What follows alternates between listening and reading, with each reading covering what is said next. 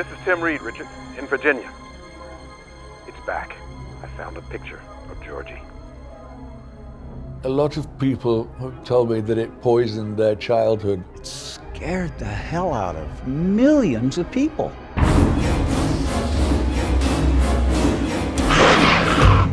And I would always think you shouldn't have been watching it.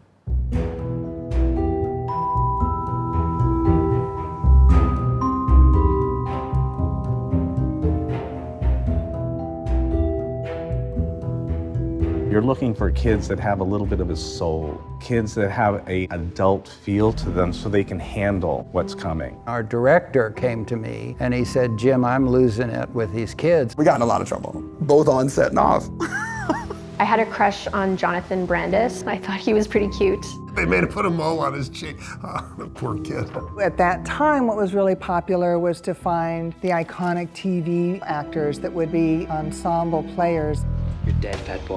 The only source of disappointment for me was the fact that we couldn't go as raw and as bold as they did in the book. One of the reasons that I think it's a cult favorite is because of Tim Curry. I'm used to the idea of cult movies. How about that? So I'm glad that it's having a life. He had just done Legend, and Rob Bottin had literally casted every inch of his body. He wasn't anxious to have his life cast done again. Tim could act through a manhole cover because he has that kind of charisma and presence. He had a tremendous impact on growing people's fears about clowns.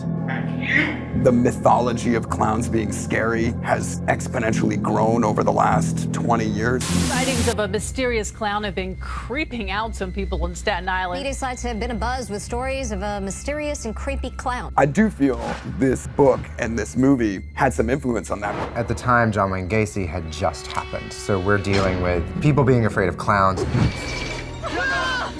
Kill you all. We were certainly aware that we were doing a horror movie for television, and back then we were very limited to what you could show. We were breaking new ground because I don't remember before any kind of material like this. It starting tomorrow. Back then, you had to do everything practically. He built a false neck, so it looked like my head was sitting flat on the rack. And I'm just going, can we please just shoot the fucking thing? And I just wanted to kill somebody. We had champagne ideas and a beer budget. We get a lot of shit for the spider. And I'm like, hey, Stephen King wrote it.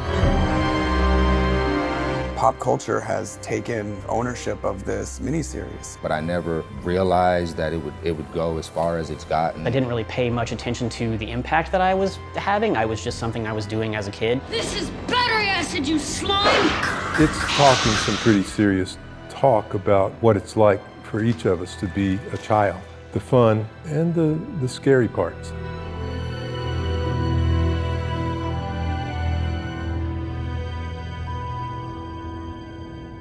Down here we all flow.